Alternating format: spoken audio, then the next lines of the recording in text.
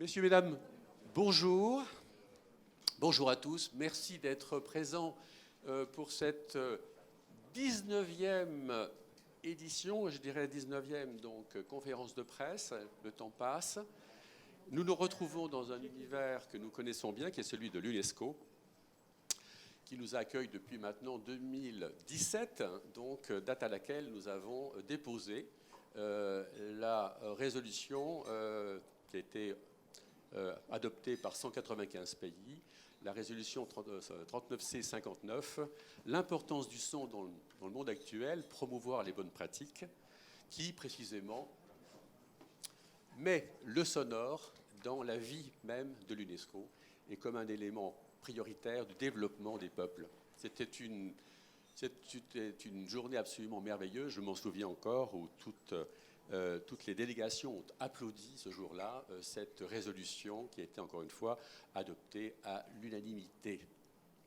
Cette résolution, en 2 mots, elle tourne sur 5 thèmes et on va les retrouver à travers cette semaine du son de l'UNESCO de janvier prochain. 5 thèmes, je vous les rappelle simplement de manière à ce que vous les ayez bien en tête. L'un sur l'environnement sonore, l'environnement des villes, comment améliorer notre environnement pour que précisément il y ait un peu moins de gens dans le bruit et un peu plus de gens dans le silence, car il y a ce qu'on pourrait appeler le silence pour les riches et le bruit pour les pauvres. Deuxième thème important, tout ce qui touche à l'enregistrement, la reproduction du son. Sachons enregistrer, sachons reproduire les sons avec intelligence. Essayons d'avoir un son de qualité, pas trop compressé, on va en parler tout à l'heure. Essayons, au moment où effectivement tous nos jeunes écoutent la musique, je dirais, par baladeur interposé et par le haut-parleur, essayons de maîtriser ce haut-parleur qui est partout dans notre vie. Partout dans notre vie. Troisième thème important, la santé auditive. Donc, nous avons ici un certain nombre de personnalités qui vont nous en parler. À quel point la santé est un élément fondamental de notre équilibre, évidemment. Savoir entendre, c'est ce qu'il y a de plus prioritaire, si je puis dire, de premier, de plus important, pour être en relation avec le monde, tout simplement. Entendre pour mieux voir. D'ailleurs, c'est le slogan que nous avons retenu cette année, entendre pour mieux voir. Le quatrième thème, excusez-moi, c'est celui du rapport entre l'image et le son. Encore une fois, oui, il faut d'abord écouter pour que l'image soit au rendez-vous. Il faut amener nos architectes, nos réalisateurs à comprendre que tout démarre par le son. Et en fait, quand on a le son, on a l'image précisément derrière. Et donc c'est une notion importante. Et pour revenir sur un point que je n'ai pas précisé suffisamment, sur la santé auditive, tout de même, nous aurons la chance cette année d'avoir Shelly Chadha de l'OMS qui viendra nous dire à quel point le problème est crucial sur le plan international. Nous avons quand même 1,3 milliard de malentendants potentiels là, sur cette planète. Et en 2040, on nous annonce 1 personne sur 4 tout de même. Donc c'est quand même un problème essentiel. Je reviens donc sur le rapport image et son, et nous aurons la chance d'avoir Costa Gavra, j'espère tout à l'heure, qui viendra nous rejoindre pour nous parler de Cannes et du prix que nous avons lancé à Cannes, le prix de la meilleure réalisation sonore. Et puis pour terminer, nous avons le 5e thème, qui est celui de la musique, ô combien important, à quel point la musique est un élément de construction de l'homme. Et peut-être que la musique, encore une fois, n'aurait pas dû être mise dans une case culture uniquement, mais évidemment aurait dû être mise dans une case également sociétale. Nous ne sommes pas assez de musiciens à nous exprimer par la musique. Voilà, sans plus attendre cette introduction, au-delà de cette introduction, je me fais une joie de vous accueillir tous, effectivement, ici, pour cette belle matinée, et j'invite à venir nous dire quelques mots d'introduction. J'invite Monsieur Gelassi, qui est sous-directeur général de l'UNESCO pour la communication et l'information, et avec lequel nous travaillons d'arrache-pied, car la semaine du son de l'UNESCO dépend directement de ce secteur d'activité qui est celui de la communication. Monsieur Gelassi, je vous prie de bien vouloir venir me rejoindre.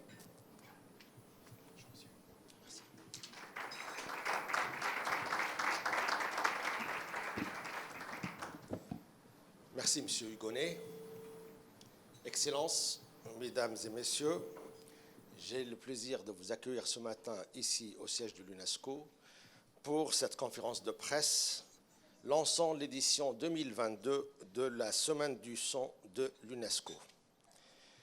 Ça vient d'être dit, le son imprégné de nombreux aspects de notre vie, les dimensions économiques, sociétales, environnementales, médicales, industrielles, technologiques, culturelles notamment. Il façonne nos comportements individuels et collectifs, ainsi que les relations que nous avons les uns avec les autres. La sensibilisation de tous les acteurs de la société quant à l'importance de la qualité de notre environnement sonore est donc fondamentale. Elle doit permettre à tous et à toutes de comprendre les enjeux associés à cela. Le son, c'est également un univers de technologies liées à sa captation, sa reproduction et à l'expression de nouvelles formes sonores et artistiques. Les récents développements de l'intelligence artificielle, notamment, parmi d'autres nouvelles technologies de l'information et de la communication, ont ouvert encore davantage les champs du possible, souvent de manière invisible.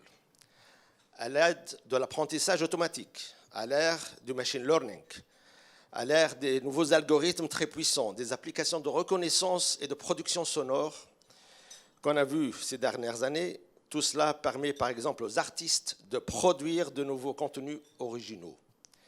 L'intelligence artificielle ouvre également de nouvelles pistes pour l'analyse et la réduction des bruits ou encore pour les aides auditives. En 2017, la Conférence générale de l'UNESCO a encouragé les États membres à soutenir l'action de l'UNESCO dans la promotion d'initiatives liées au domaine du son. Aussi, l'UNESCO encourage les États membres. Je me réjouis de voir parmi nous ce matin plusieurs ambassadeurs et ambassadrices qui représentent certains des États membres de l'UNESCO. Donc l'UNESCO a encouragé les États membres à se joindre à cette manifestation et à organiser chaque année des semaines du son dans l'esprit du mandat de l'UNESCO, en association avec évidemment les commissions nationales et le réseau de l'UNESCO, notamment le réseau des écoles associées. Je tiens à remercier les États membres qui soutiennent cette initiative pour leurs efforts afin de favoriser l'échange des meilleures pratiques en matière de son dans tous les domaines de la vie. Je vous invite à découvrir le programme de la Semaine du son de l'UNESCO, édition 2022, qui abordera plusieurs thèmes, M. Hugonet vient de les mentionner, notamment la santé auditive, l'architecture, l'urbanisme, les industries innovantes, l'éducation des jeunes et le plaisir du partage orchestral, l'écoute ou encore la compression sonore. Pour conclure, je souhaite remercier M. Hugonet et l'association La Semaine du Son pour leur engagement et leur soutien à travers leur action et leur réseau international de professionnels issus de tous les secteurs du son qui œuvrent à la vulgarisation des savoirs. Merci et bonne journée à tous.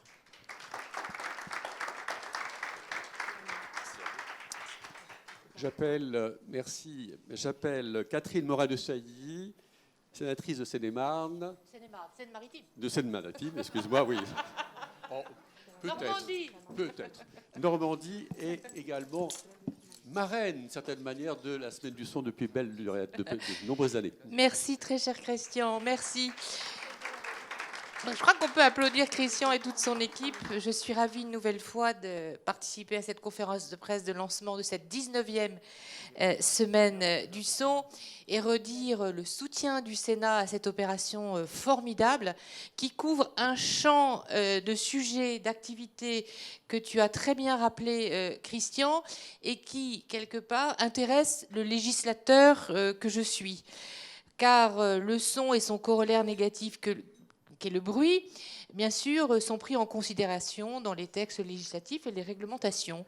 Et celles-ci sont bien sûr amenées à bouger et à s'adapter en fonction des problématiques qui sont au fur et à mesure révélées. Et à cet égard, la Semaine du son est un catalyseur formidable qui va pointer du doigt les questions importantes. Les questions de santé auditive pour nos jeunes est tout à fait essentielle. Mais il faut voir aussi dans le son par rapport à notre jeunesse aussi une capacité à s'exprimer, dialoguer.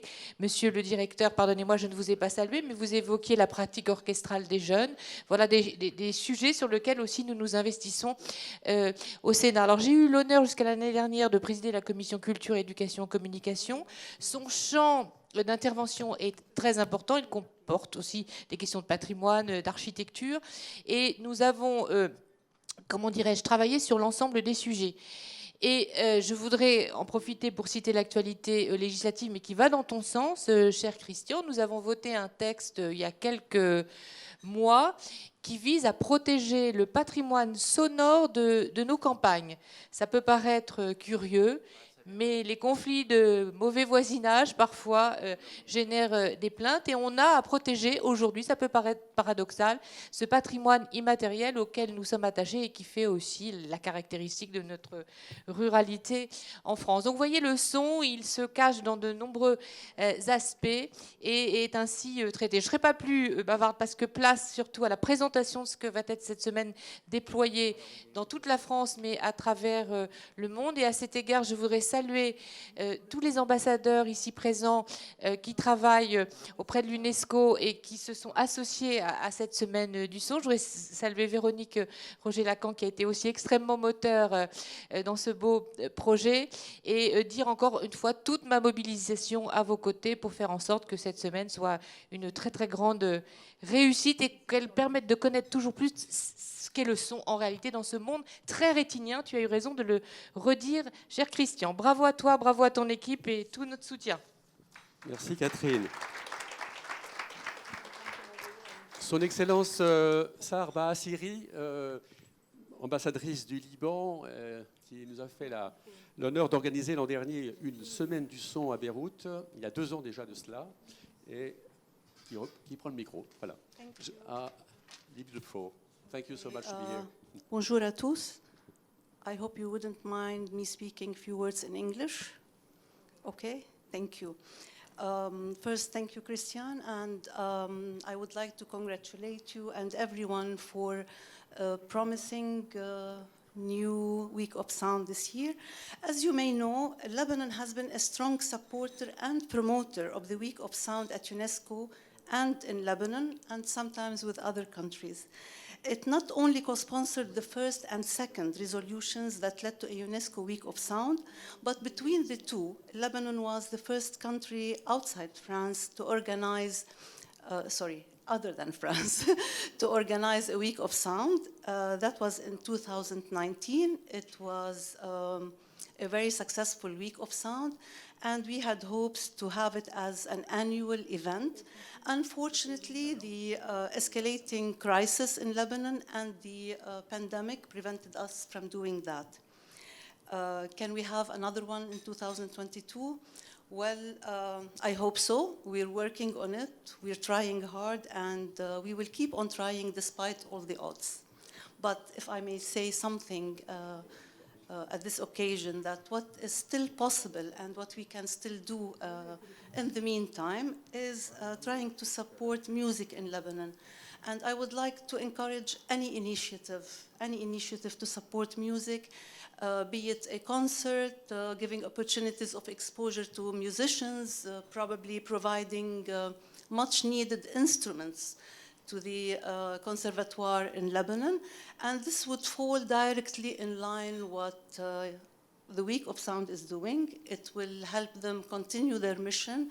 And for us in Lebanon, for those who know Lebanon, supporting music and culture is like supporting the lifeline for the Lebanese. And I thank you very much.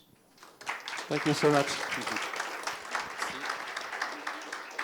Thank you so much for your enthusiasm. J'appelle Véronique Roger-Lacan, notre ambassadrice de la délégation française, à s'exprimer sur... Merci Véronique. Cher Christian, cher président de la Semaine du Son, c'est comme ça qu'on t'appelle. Madame la sénatrice, monsieur le sous-directeur général pour l'information et la communication, chers ambassadeurs, chers collègues, bonjour à tous. C'est un grand plaisir pour moi d'être à nouveau là avec vous, avec la Semaine du Son. cette initiative remarquable, très différente du travail que nous accomplissons chaque jour à l'UNESCO. Et je me souviens, un précédent petit déjeuner, je racontais que nous souffrions du son lorsque nous sommes en conseil exécutif, conférence générale, vous, Madame la sénatrice, certainement en séance, vous tous dans vos travaux divers, mais en tout cas nous, quand nous sommes du matin jusqu'au soir, quasiment 7 jours sur 7, en salle, à entendre, et c'est très important, des traductions en 6 langues. C'est très important, c'est à travers le son que nous pouvons communiquer tous ensemble et que nous atteignons cet idéal d'universalisme qui est l'idéal des Nations Unies, mais en même temps, les sons que nous avons dans les oreilles pendant toute la journée sont absolument abominables. Je pense aux pauvres traducteurs qui, eux aussi, sont enfermés dans ces sons infernaux. Et je crois que, Christian, dans tout ce que vous travaillez, ce que vous prenez, ce que vous promouvez dans la semaine du son, il y a de quoi rendre ces choses qui sont belles, de travailler en 6 langues, de s'écouter en 6 langues et en d'autres langues, de les rendre belles, parce que souvent, hélas, les traducteurs font un travail remarquable, mais le son est laid. Tout cela est enlaidissant et nous n'avons aucune envie de continuer à travailler dans ce type de contexte. C'est très difficile. Et ça, c'est juste un exemple pour dire à quel point ce que vous prenez est essentiel, indispensable, stratégique pour des vies de qualité. Et en travaillant à l'UNESCO dans nos milieux, nous travaillons tous pour un idéal de vie de qualité. Et nous sommes, même si c'est vraiment notre travail quotidien, nous sommes loin de l'avoir atteint. Nous avons aussi, grâce à Sahar Bassiri, grâce à vous Christian, mais à Sahar Bassiri, qui est la première, me semble-t-il, ambassadrice à l'UNESCO à avoir considéré que cette initiative qui est la tienne, qui est la vôtre, toute votre équipe, que c'était une initiative pour l'UNESCO, qu'il fallait l'internationaliser et la rendre un outil de politique étrangère de chaque État membre, un outil de politique culturelle, un outil d'éducation pour chaque État membre, mais aussi un outil de rapprochement entre les États membres. À sa suite, se sont engagés le Japon, l'Argentine, la Côte d'Ivoire et la France, et nous avons été, grâce à elles, 5 États, à faire de sorte que cette semaine du son devienne une semaine du son de l'UNESCO. C'est ce qu'elle est maintenant, nous en sommes très fiers.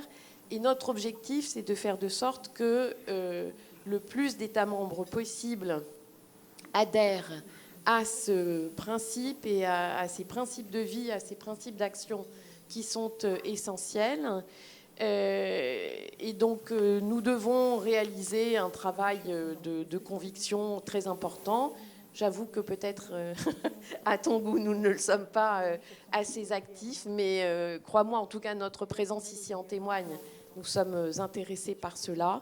Et je voudrais aussi soutenir de tout mon cœur l'appel de Sahar Bassiri du Liban à contribuer à, comme on peut, petite échelle, grande échelle, à la mise en œuvre de l'initiative de la directrice générale Libéroute, mais même si on ne veut pas rentrer dans le cadre de Libéroute, à s'engager en faveur de Beyrouth, des industries culturelles et créatives dans le cadre de la Semaine du Son à Beyrouth, à soutenir les artistes, les musiciens à Beyrouth. Et si on pouvait faire de sorte qu'une nouvelle Semaine du Son se tienne bientôt à Beyrouth pour montrer que nous avons agi pour le Liban et pour Beyrouth, ce serait un accomplissement de la Semaine du Son. Merci à tous. Merci Véronique. Merci. Nous verrons, nous avons plus de 20 pays cette année qui vont probablement organiser une Semaine du Son, donc l'espoir est en train de devenir réalité. J'appelle son Excellence Marcella Myriane Lozardo, qui nous fait plaisir d'être avec nous, qui vient d'être installée, donc, qui vient d'arriver donc à l'ambassade de la délégation de l'Argentine. Merci d'être avec nous. Merci beaucoup. Merci. It's a pleasure for me to greet you and accompany you in the launch of this new edition of UNESCO Sound Week. This adventure which began at the hands of Christine Hurnet in 1998, entered UNESCO in 2017 with the adoption of Decision 211. At the initiative of Argentina, France, Japan, and Lebanon. The same year, all the member states of UNESCO endorsed the topic at the General Conference, adopting 39C Resolution 59, the importance of sound in today's world, promotion good practices. Subsequently, the Executive Board, in November 2019, transformed Sound Week into UNESCO Sound Week in order to promote good practices related to sound in all areas of life and from early childhood. You already know the importance of sound, the activities carried out for a long time, and you will hear this morning about the activities that will take place in January 22, spaces like in Argentina, Rosario, and other cities. The reason of our presence here today is to accompany you, as we have done since the arrival of Sound Week at UNESCO. Encourage you to continue to give visibility to sound, learn from you and with you, and maintain our commitment to continue developing activities that led to a great awareness of the importance of sound and the promotions of good practices in each of UNESCO's fields of competence: education, culture, sciences, and communications and informations. Thank you very much, and happy the UNESCO Sound Week 2022. Merci beaucoup et bonne semaine d'UNESCO. Thank you so much. Thank you. Et voilà, et nous accueillons donc Madame Kayako Li, qui est notre ambassadrice de Côte d'Ivoire. Est-ce qu'elle est là? Comme ça, tous les continents sont parmi nous. Voilà. Merci. Vraiment, je n'étais pas prévu pour prendre la parole, mais je suis vraiment très heureuse de prendre la parole pour saluer donc cette belle initiative de la Semaine du Son. J'arrive il y a 3 semaines seulement, donc j'essaie de m'intégrer et j'ai été très bien accueillie par les différentes délégations permanentes. Et je suis heureuse aussi de vous dire que, comme ça a été dit par la déléguée permanente de la France, que la Côte d'Ivoire est très engagée dans cette Semaine du Son. Comme vous l'avez dit, le son, c'est la vie. À travers le son, vous avez la santé auditive, vous l'avez dit, moi je suis dans le domaine de la santé, mais vous avez aussi tous les artistes qui vont s'exprimer à travers le son. Et vous l'avez dit aussi, la protection du son dans les domaines, dans le milieu rural, mais aussi, chez nous aussi, il y a effectivement les problèmes sonores, mais nous devons également protéger certains sons. Et il y a un équilibre à rechercher et ensemble, nous devons trouver cela. Et je voudrais encore vous dire notre attachement à cette semaine et vous féliciter pour cette belle initiative. Je vous remercie. Merci beaucoup. Merci à vous. Voilà, on remercie aussi Madame Ofouane-Boigny qui a été aussi extrêmement... À qui je dois rendre hommage, bien sûr. Je la remercie pour vous, elle a été extraordinaire jusqu'à ce jour en tout cas. Merci à vous. Est-ce que Costa Gavra est là? Il n'est pas arrivé encore. Donc voilà, je lui avais laissé la parole. Je sais qu'il passait un instant et il ne pouvait pas rester très longtemps. Et donc, il viendra un peu plus tard. Voilà, la Semaine du Son démarre avec effectivement, d'une manière évidemment évidente, nous avons bien évidemment un parrain. Et quel parrain? Nous avons Roberto Alagna qui est parrain, et qui précisément n'a pas pu effectivement venir aujourd'hui, mais il sera bien avec nous le 17 janvier prochain, et il nous a envoyé une petite vidéo. Est-ce qu'on peut la regarder, cette vidéo? Bonjour à tous, c'est Roberto Alagna. Je suis heureux de vous faire savoir que je serai cette année le parrain de la 19e édition de la Semaine du Son de l'UNESCO. Rendez-vous le 17 janvier 2022 pour la grande soirée d'ouverture. À bientôt. Voilà. Efficace. Efficace, court, mais il sera avec nous et il aurait aimé d'être là ce matin, mais il a eu un empêchement de dernière minute. Mais je crois qu'il était vraiment très, très heureux d'être avec nous ce matin. Et voilà, en tout cas, il nous a fait ce petit commentaire. Oui. Voulez-vous prendre la parole? Voilà. Ah, peut-être, oui. Vous avez, oui là, voilà. En tout cas, bienvenue et merci de la votre sœur de participation. Roberto qui est avec nous, donc, qui est son attaché de presse en même temps. Et, deux mots peut-être, vous êtes là, profitons de votre présence. Voilà. Eh bien, en fait, il aurait dû être là, Roberto Alagna, mais étant donné son planning parfois un petit peu compliqué, il a dû s'absenter au dernier moment. Mais c'est avec grand plaisir qu'il est parrain de votre action, la semaine du son de l'UNESCO. Et il pense bien à vous et il fera ce qu'il faut. On a un concert le 17 janvier et un très beau concert qui est programmé. Donc, il vous dit à très bientôt, en tout cas. Voilà. Merci.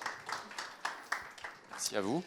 Et j'enchaîne tout simplement pour démarrer cette semaine du son avec le programme en tant que tel.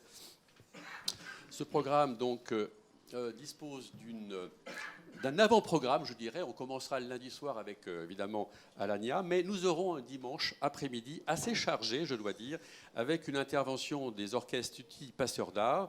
Et là, précisément, il y a peut-être un certain Jean-Claude Le Cadonne qui pourrait nous dire 2 mots de cette merveilleuse aventure où nous aurons plus de 200 enfants en fait sur la scène de la salle numéro 1 de l'UNESCO. Jean-Claude Decalonne, qui est voilà, le créateur de bien des événements liés à la musique. Merci Christian, merci pour cet accompagnement depuis des années et cette fidélité qu'il y a. Oui. Mais écoutez, en France, il y a moins de 1% d'enfants qui pratiquent la musique. Et bien sûr, dans les quartiers défavorisés, c'est quasiment aucun. Donc nous nous employons depuis quelques années maintenant à développer des orchestres dans les quartiers les plus difficiles, dans des endroits où vraiment on peut dire que nos orchestres sauvent.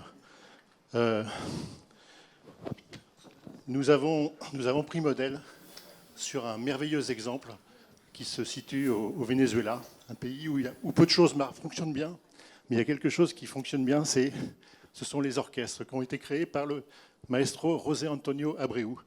Et c'est pour lui que nous allons créer cet hommage en cette avant-veille du début de la semaine du son. Nous allons montrer à quel point ce personnage qui, lorsqu'il a disparu il y a 3 ans, un hommage lui a été rendu dans tout le pays. Et au même moment, il y avait 300 000 musiciens qui jouaient les œuvres les plus difficiles, les plus belles du répertoire classique. Donc c'est vous dire si cette personne a été importante. Cette personne a sauvé véritablement énormément d'enfants. Et c'est ce que modestement, nous essayons d'installer en France. Nous sommes le représentant qui était reconnu par le maestro Abreu en France. Et pour vous présenter cet après-midi que nous allons faire le 16 janvier, j'appelle notre directrice, qui n'est pas depuis très très longtemps avec nous, et qui va vous présenter un peu cet après-midi. Donc, bonjour. Comme Jean-Claude l'a dit, moins de 1% des enfants en France ont accès à une pratique musicale et c'est aucun dans les quartiers prioritaires. Donc, dans le cadre de la semaine du son, on a voulu faire une manifestation exceptionnelle de tous nos orchestres Tutti Passeurs d'Art pour prouver que la qualité musicale par un apprentissage différent de celui qui est classiquement enseigné en France est possible.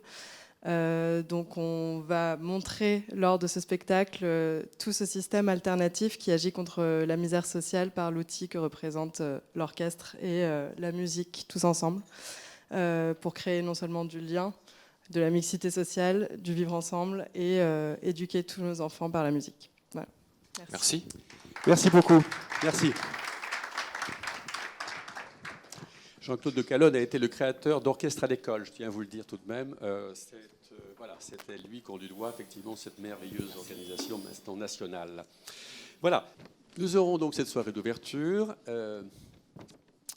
J'en profite pour vous le dire tout de suite, nous aurons probablement également, et je l'espère, la possibilité d'ouvrir un projet qui est absolument incroyable, qui est celui d'une exposition universelle qui serait à l'initiative de la Semaine du Son, produit et présenté officiellement le soir d'ouverture, le 17 janvier prochain. Donc une exposition universelle qui se passerait en 2027, un rêve Imaginez en fait pendant 3 mois 10 millions de visiteurs attendus sur un thème, le seul thème qui est celui du sonore.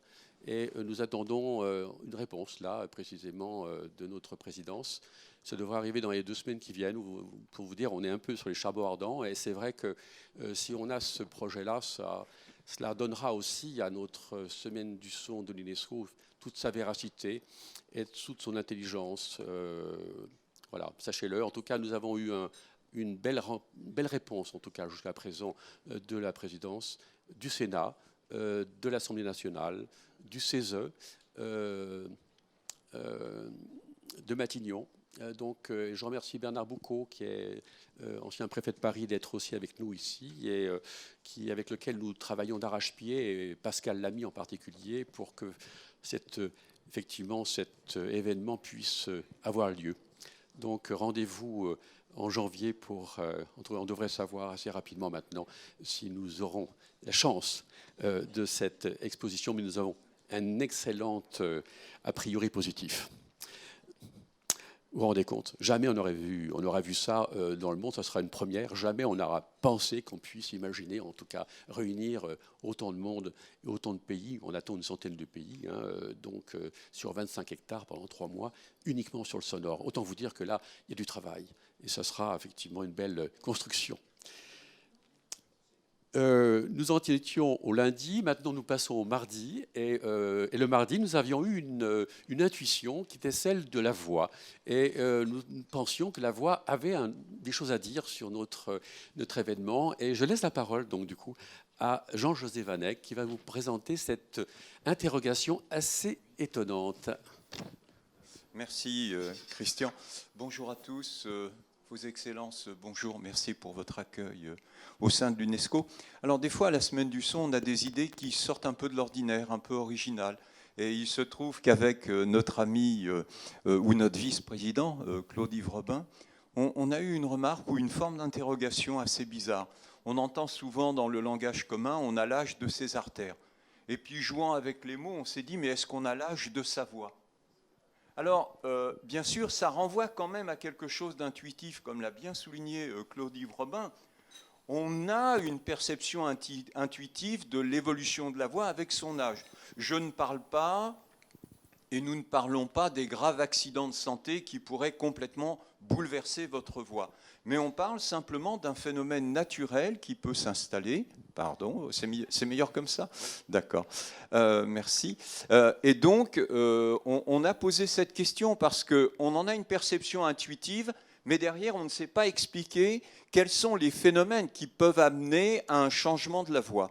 Et partant de cette question, on s'est tourné vers nos amis. Donc, je salue le professeur Paul Avant, donc psychoacousticien, à qui nous avons posé la question. Nous avons posé la question aussi à la phoniatre Claude Fugain, qui était déjà intervenu avec nous quand on avait traité le thème sous la voix. Et nous avons aussi eu la bonne idée d'interroger une comédienne qui prête sa voix dans de la doublure, y compris de la doublure de voix d'enfant. Donc on va avoir une palette de voix. Et comme la technologie, et ça a été très bien dit en introduction, évolue, des gens comme l'IRCAM, et notamment IRCAM Amplify, ont développé des logiciels qui permettent de synthétiser la voix. Et donc, à cet effet, ils ont utilisé ces technologies pour reconstituer des voix de personnages historiques, célèbres, etc. Donc voilà ce à quoi on va vous inviter sous forme d'une table ronde. Ce ne sera pas un cours magistral. Le but, c'est d'avoir un échange avec des questions que nous allons préparer. Et aussi fantaisiste que peut paraître l'introduction au sujet, c'est quand même un sujet qui est fondé sur la thèse de Catherine Lorty à l'Université de Laval. Vous êtes donc tous invités et bien sûr, faites le test autour de vous et revenez avec des témoignages. Merci à l'avance. Au revoir. Merci pour ta voix d'enfant. Oui, ça va être extraordinaire. Et ça se passe au Bernardin. Donc on quittera l'UNESCO pour une fois pour aller au Bernardin pour cette soirée assez extraordinaire. Nous quitterons également l'UNESCO pour une journée, une après-midi sur la formation au métier du son. Donc on rassemble une quarantaine d'écoles pas rien que des écoles de prise de son, mais également nous avons également rassemblé aujourd'hui les 9 écoles d'audioprothèse. Donc vous voyez, on s'élargit précisément, très largement. Et donc on se dit, voilà, il faut aussi que ces jeunes aussi soient partie prenante de cette réunion qui réunit toutes les formations qui s'intéressent au son. Donc ça sera le mercredi 19. Et nous avons encore, ça sera soit la FEMIS, soit effectivement à la Sorbonne. Nous abordons maintenant un des thèmes forts de cette semaine du son, qui est celui de la santé auditive.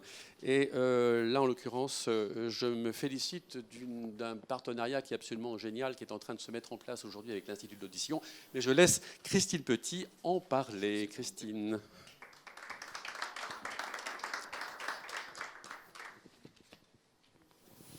Merci, cher Christian, pour tes mots chaleureux qui introduisent le thème de la santé auditive, donc qui sera discuté le mercredi 19 janvier en soirée à l'UNESCO.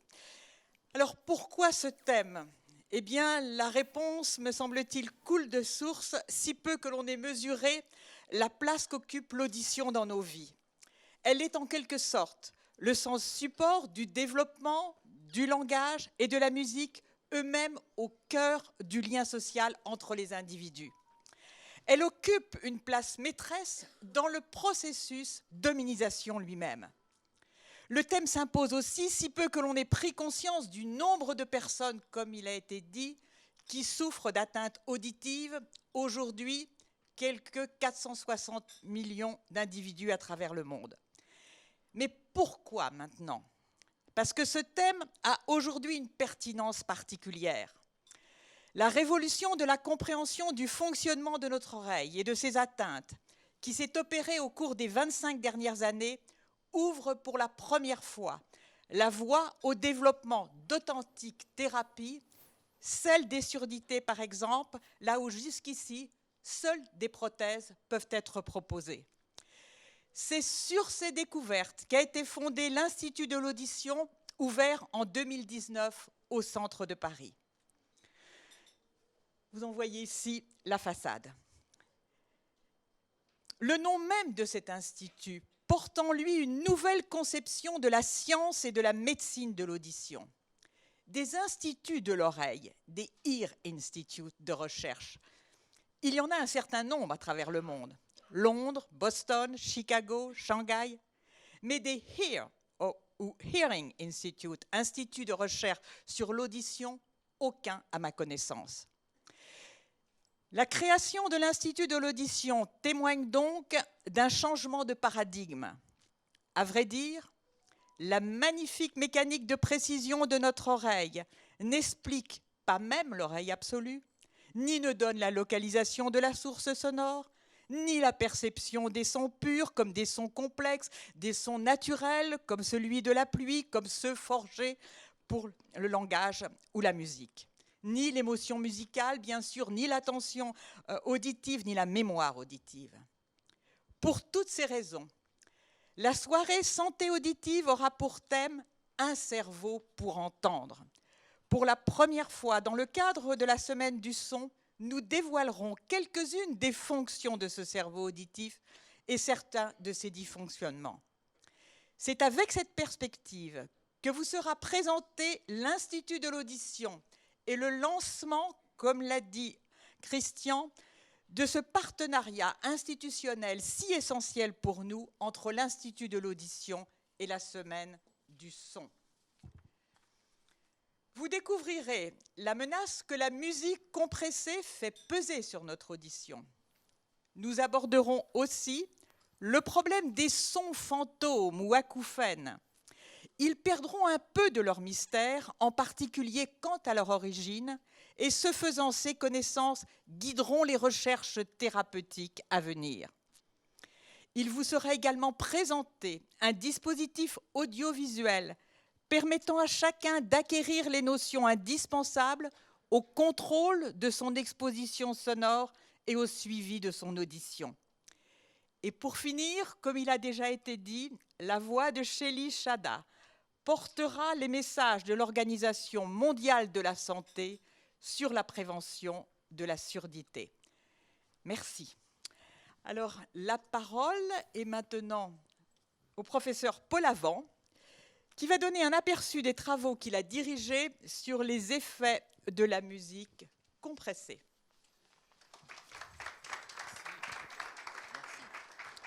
Paul est directeur du Centre de recherche et d'innovation en audiologie humaine à l'Institut de l'audition, précisément.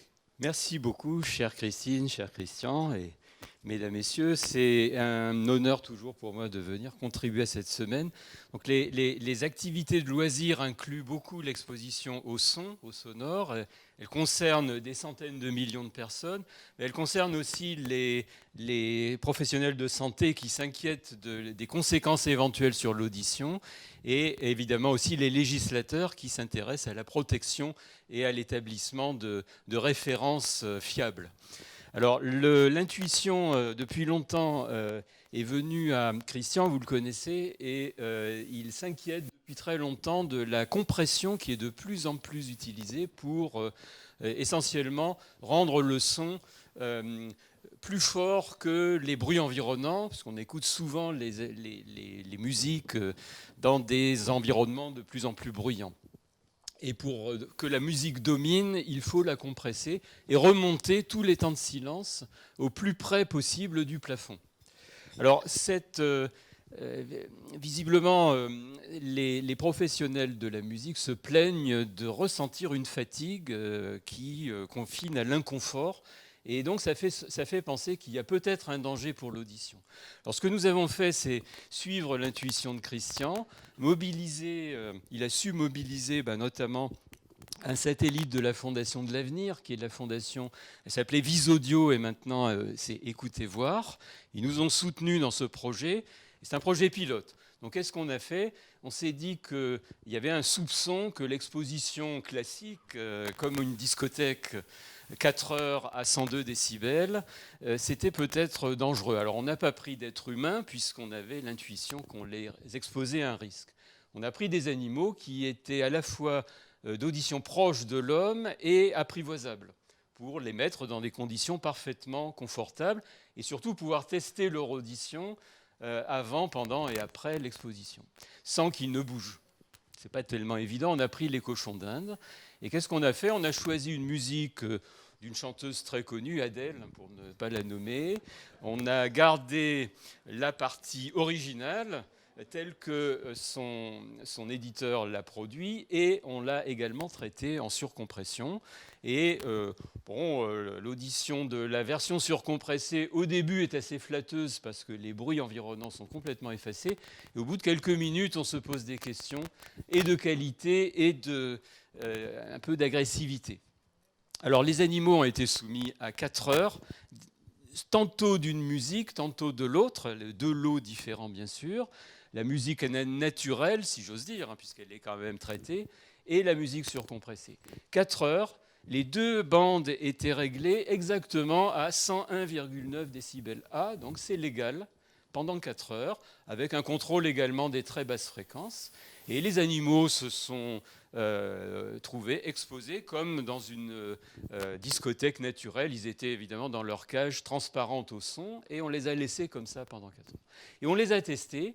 Et à l'issue des 4 heures, puis 24 heures après, 48 heures après, jusqu'à une semaine, eh bien, les animaux avaient, au vu des tests habituels auditifs, absolument aucun dommage. Donc on s'est dit, voilà, c'est rassurant. En fait, quand on regarde d'un peu plus près, les animaux exposés à la musique surcompressée, et eux seuls, avaient perdu leur réflexe de protection. Alors nous avons dans nos oreilles des petits muscles qui se contractent à chaque fois qu'un son fort est présenté et qui protègent relativement bien l'oreille de l'agression extérieure. Eh bien, pendant près d'une semaine, les animaux exposés à la musique surcompressée avaient perdu ce réflexe protecteur. Donc s'ils se réexposaient, ils étaient beaucoup moins protégés, un peu comme s'ils avaient perdu une espèce d'immunité naturelle. Alors on est en train d'étudier le pourquoi. Mais en tout cas, ça soulève une alarme qui est que quand on enlève toute possibilité au système auditif, alors c'est un petit peu au-dessus de l'oreille, un petit peu derrière, Quand on enlève au cerveau auditif la possibilité de se reposer, ne serait-ce que 10 millisecondes sur 4 heures, eh bien, il le supporte mal. Ce n'est pas tout à fait étonnant, hein, c'est même assez intuitif. Et donc, ça a des conséquences que nous allons explorer de plus en plus, puisque maintenant, la preuve est qu'il y a un vrai problème. Merci beaucoup, Christian. Voilà les résultats plus précis. Merci beaucoup. Je viendrai avec mes petits cochons d'Inde. Il y aura un lâcher de cochon d'Inde. Merci Paul. Merci beaucoup. Et on peut remercier également Étienne Cagnard d'avoir aussi permis justement cette rencontre avec Visaudio qui n'était pas si simple que cela. Merci Étienne Cagnard d'être avec nous aussi ce matin. Nous enchaînons avec l'IRCAM, tout simplement, qui nous ouvre les portes de toute une industrie qui est celle du sonore. Et nous avions déjà eu une très belle journée l'an dernier. Et bien nous continuons cette année avec une autre belle journée où nous réunirons tous les constructeurs, les industriels qui s'intéressent au son comme un élément de développement. Merci, cher Christian. Philippe Tour. Eh bien, nous sommes ravis de participer à IRCAM Amplify pour la deuxième année consécutive au volet professionnel de la semaine du son. Nous sommes un petit peu le B2B de la semaine du son. Cette année, donc, d'abord je vais vous présenter un petit peu IRCAM Amplify peut-être. Vous connaissez IRCAM, cette belle institution qui depuis 40 ans fabrique des rêves sonores avec son équipe de recherche. IRCAM Amplify en fait est le bras armé de l'IRCAM pour apporter ces rêves sonores, ces technologies dans le monde de l'industrie et les rendre accessibles.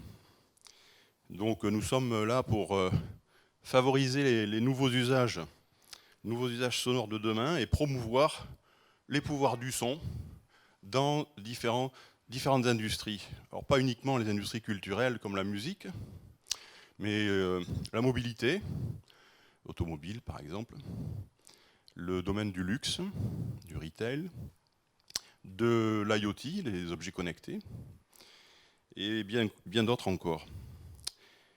Alors cette année, nous avons créé la deuxième édition du Forum pour les pouvoirs du son dans l'industrie, suite au grand succès que nous avons eu l'année dernière, qui a dépassé complètement nos espérances les plus folles.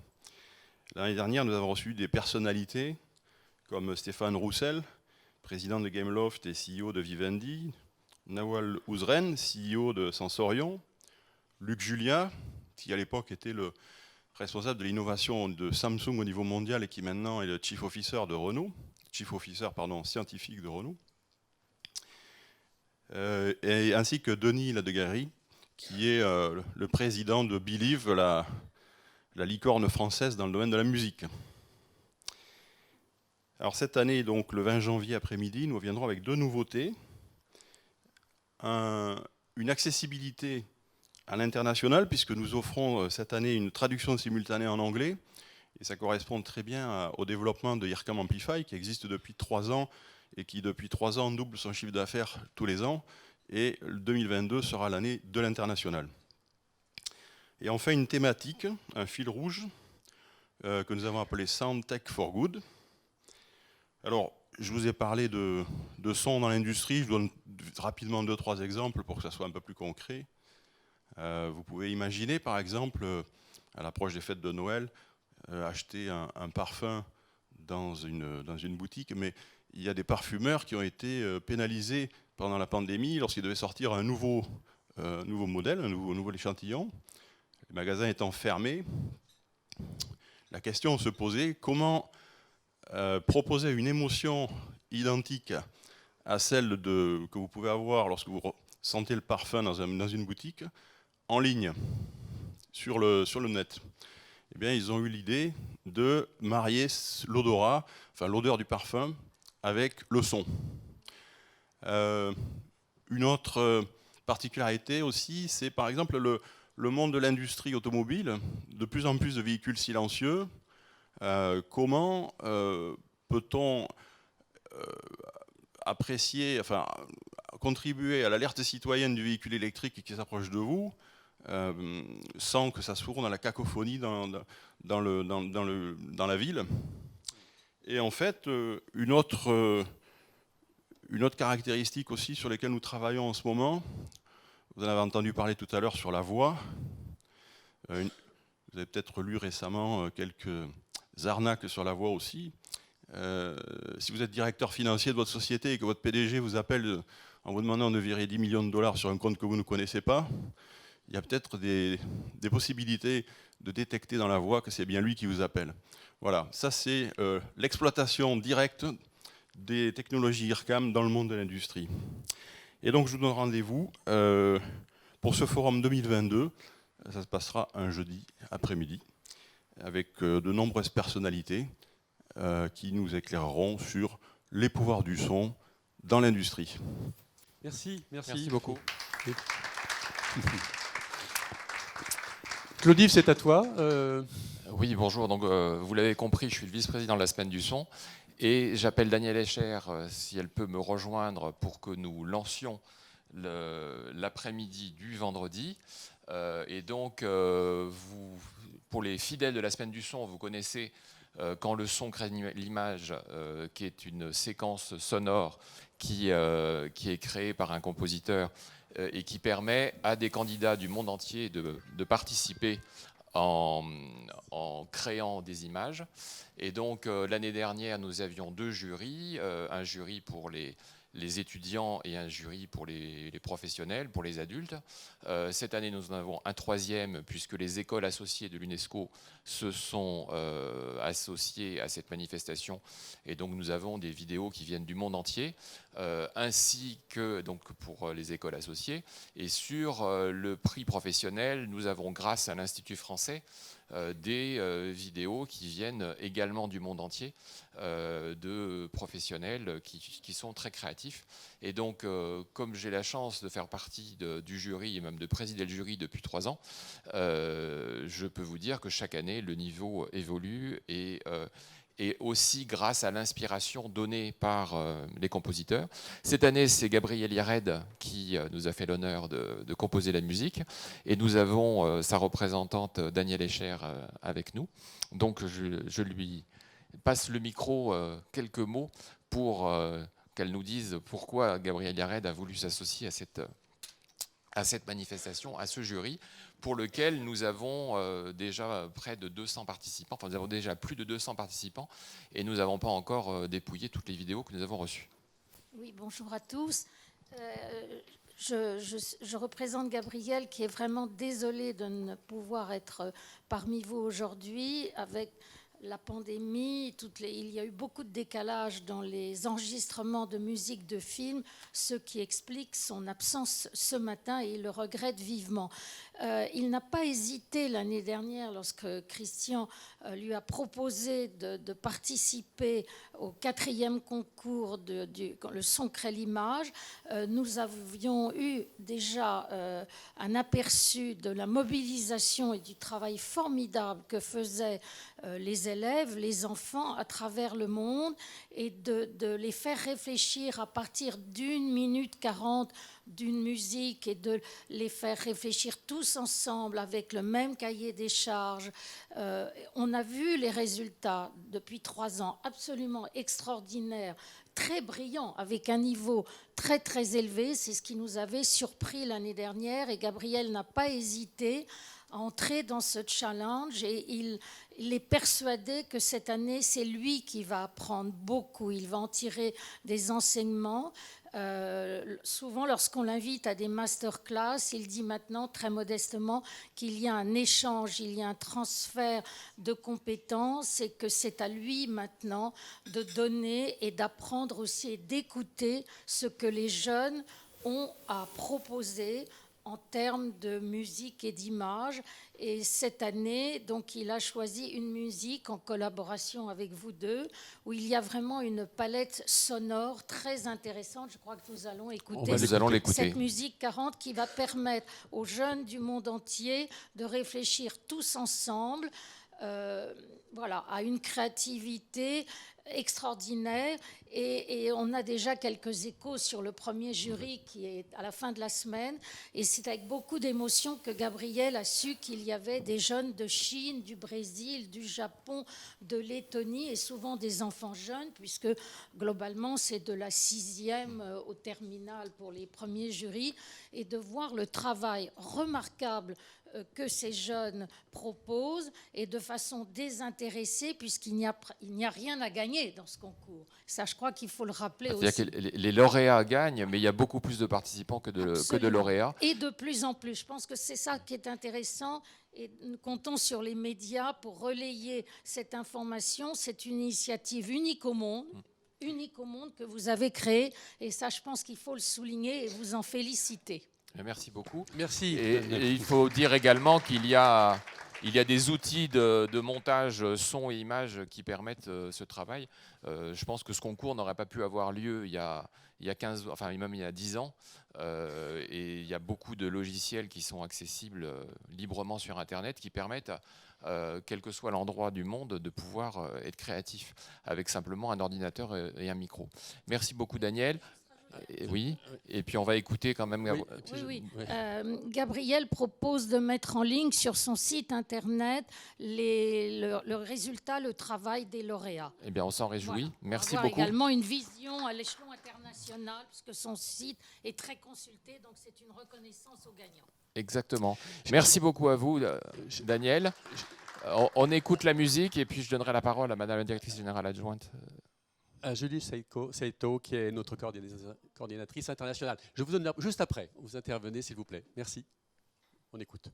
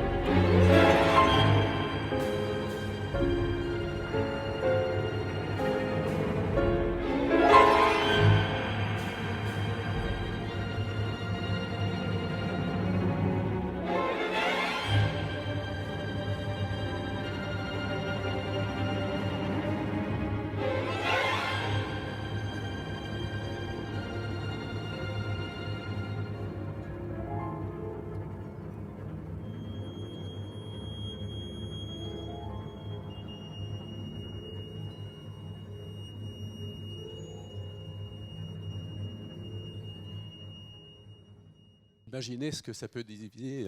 Qu'est-ce qu'on peut imaginer comme image? C'est une très belle construction musicale. Ouais.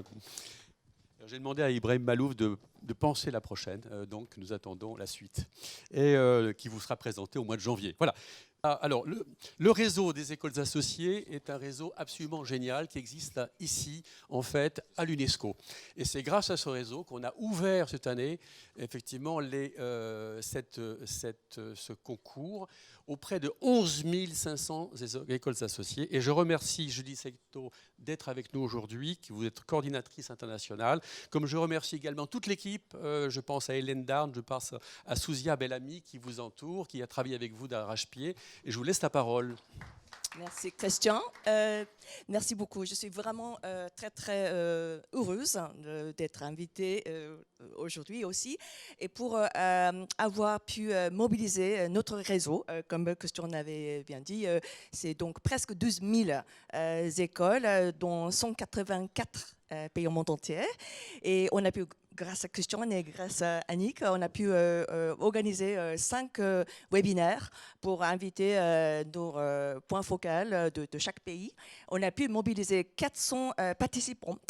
Donc vraiment, ça montre vraiment les intérêts énormes pour ce concours. Et on a pu en fait recevoir 170 vidéos venant de 20 pays.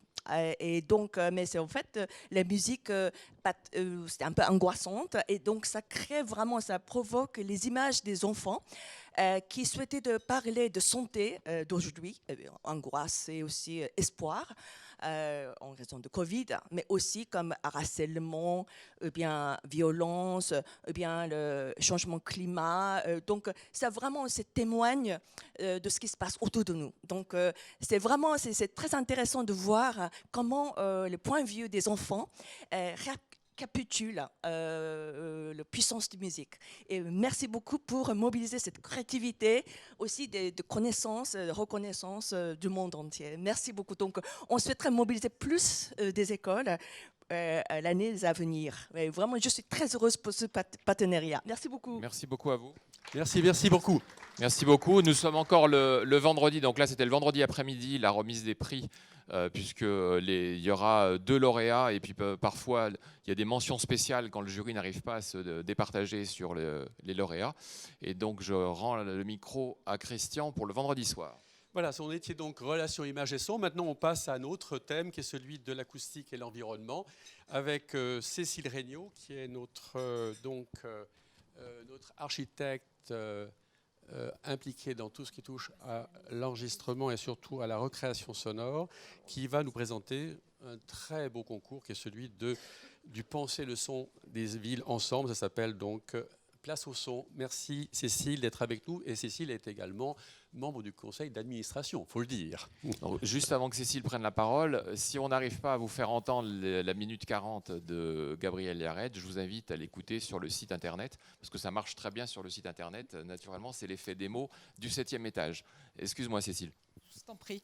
Merci Christian. Effectivement, il y a une sorte de voisinage, de cousinade avec le concours précédent. Place au son est un concours dédié aux jeunes étudiants en fait, de toutes disciplines. Vous l'avez entendu tout à l'heure, un des pouvoirs du son, c'est de rassembler. Et l'idée à travers ce concours, c'est de permettre aux jeunes étudiants du domaine de l'aménagement, donc ils sont architectes, urbanistes, paysagistes, designers, des gens qui travaillent la question de l'espace, se mettent en équipe avec des métiers du son, qui sont des futurs professionnels des métiers du son, pour travailler ensemble sur comment, demain, on peut imaginer une place publique, dessiner une place publique. Je ne suis pas au bon endroit, c'est ça que tu veux dire. J'ai pas la fiche derrière. Le principe de ce concours, c'est on n'est pas sur une musique, puisqu'on part du son de notre quotidien en fait. C'est le son qui nous entoure, c'est le son qui est toujours là avec nous. Et donc on part de ces places publiques, et on demande aux étudiants en fait de nous proposer une vidéo en fait qui relate l'évolution de cette place demain, et de se projeter justement sur une place publique demain où le sonore prendra toute son importance à travers effectivement ce document vidéo. Alors ce qui est important à savoir en fait, c'est que effectivement le concours est ouvert à l'international comme le précédent. Et donc l'enjeu aussi qu'on met derrière ce concours, c'est de permettre d'avoir une forme de banque de données de toutes les places du monde, puisque les étudiants forcément choisissent une place chez eux, là où ils sont. Donc on a beaucoup cette année d'Égyptiens qui vont travailler à ce projet. Donc on aura des places qui nous viennent du Caire, etc. Mais aussi le Canada, la Grèce, etc. Donc on a tout un réseau de relais. Notre jury est composé effectivement aussi à l'international. Je ne vais pas citer tout le jury, mais c'est important en fait effectivement d'échanger. C'est une forme d'universalisme aussi, de savoir comment les cultures sonores en fait puissent partager aussi à travers simplement l'acoustique des places, et puis la manière dont on peut vivre nos environnements sonores aujourd'hui. Donc ça c'est un vrai enjeu. Peut-être je parle de la place de Courbevoie aussi. Donc la deuxième action, elle se situe au niveau des professionnels. puisqu'en fait, l'enjeu est également de faire en sorte que quand une équipe d'urbanistes, d'architectes est missionnée sur une place publique, enfin pour dessiner une place publique, elle puisse également faire appel à des professionnels du son, ce qui n'est pas du tout une évidence aujourd'hui, absolument pas. Donc on a lancé un projet pilote avec la ville de Courbevoie, de manière à ce que justement cette connivence entre les métiers puisse opérer sur un projet qui devrait sortir bientôt. On en est à la phase étude, mais effectivement, c'est bien là que se jouent les choses dans justement cet enjeu de travailler ensemble et de faire en sorte qu'on se rencontre aussi. Et je pense que ce sera évidemment un des grands thèmes de l'Expo internationale, en fait, de faire en sorte qu'on se rencontre à travers justement les différents métiers, puissent dialoguer et qu'il y ait les secteurs qui se croisent. Parce que je pense qu'on a beaucoup à apprendre des autres, et c'est aussi comme ça que le sonore prendra une place plus importante demain dans nos... en tout cas, qu'on pourra mieux le soigner et y prendre soin. Tu peux le garder. Oui, je le garde encore. Voilà. Non, mais voilà. Merci en tout cas de cette présentation. Je crois que c'est important, hein. C'est important, c'est l'environnement sonore. C'est un des fondements de notre association, précisément, amener une prise de conscience de toute une jeunesse. On donne des cours, on participe également à la formation également des jeunes architectes. On leur dit à quel point le sonore, c'est leur vie, quoi. Je veux dire, arrêtons de construire des bâtiments qui ne soient pas pensés par le sonore. C'est quand même fondamental, et l'urbanisme va également dans cette même direction. Et donc c'est un sujet extrêmement fort. J'étais encore l'autre soir sur ce bâtiment qui est installé, qui vient d'être terminé par Jean Nouvel, qui se trouve sur les bords quelque part sur les bords du périphérique, qui est tout simplement incliné de 15 degrés précisément. Et ce 15 degrés fait que tous les sons qui proviennent du boulevard sont renvoyés en fait sur toute une zone d'habitation. Est-ce qu'on s'est posé la question, quand on a créé précisément, quand on a imaginé ce lieu, est-ce qu'on s'est vraiment posé la question de savoir s'il pouvait y avoir des problèmes au niveau sonore, au niveau d'urbanisme? Peut-être pas. J'ai le plaisir de proposer à Thomas Loriot-Di-Prévost de bien venir nous rejoindre. Thomas Loriot-Di-Prévost est le directeur du théâtre du Châtelet, et c'est avec Thomas que nous avons déjà l'an dernier eu une très belle rencontre pour ouvrir la semaine du son dans des conditions qui n'étaient pas celles qu'on a connues aujourd'hui, là du coup, parce que nous étions tous masqués, mais il n'y avait pas de public, du tout. Et ça a été un grand moment. Merci d'avoir été tout de suite en réponse à notre demande. Merci Laurent. Cher Christian, merci beaucoup. Alors, le théâtre du Châtelet, c'est le théâtre de toutes les musiques. C'est un théâtre où, depuis maintenant plusieurs décennies, on s'intéresse à la fois, évidemment, à la musique classique telle qu'on la connaît depuis longtemps, mais aux musiques électroniques, mais à toutes les formes de communication qu'on peut avoir à travers ce que les artistes vont faire du bruit, du son, et vont le transformer en musique. Par exemple, on a accueilli un orchestre assez célèbre qui travaille sur des légumes et qui prend des légumes comme instrument de musique. C'est un exemple de ce qu'on peut faire quand on décloisonne la réflexion sur ce qu'est la musique. Mais il m'a fallu, moi, attendre la rencontre avec Christian pour me rendre compte que cette matière musicale, qui est celle du théâtre du Châtelet, s'inscrit évidemment dans un contexte beaucoup plus large, beaucoup plus grand, qui est celui du son dans nos vies, dans notre quotidien, à la fois dans la partie du quotidien qui a trait aux émotions, et au théâtre du Châtelet, c'est celle-là qu'on essaye de travailler, mais aussi évidemment dans la partie de notre quotidien qui a trait au travail, au sommeil, au repos, à la réflexion, à la relation. Et je suis extrêmement reconnaissant à Christian d'avoir ouvert mon esprit sur tout ce champ immense dans lequel je dois avouer très modestement que je n'avais pas pris conscience que s'inscrivait le travail que je fais depuis déjà plusieurs décennies au service du théâtre musical. Alors nous avons un concert ensemble, Christian, dans le cadre de la Semaine du Son, qui est un concert qui s'inscrit dans un cycle de concerts pédagogiques et à destination du jeune public, un cycle qu'on appelle les petits fauteuils, et qui va permettre au public du Théâtre du Châtelet de mieux comprendre tous les mystères qu'il y a autour du son et d'avoir une attitude de plus active par rapport à ce qu'est l'audition traditionnelle d'un concert. Et on en est évidemment très heureux parce que c'est aussi le rapport au public, c'est aussi, et ça doit être avant tout un échange, et faire participer le public, c'est toujours un moment très important pour à la fois les musiciens, les professionnels de la musique que nous sommes.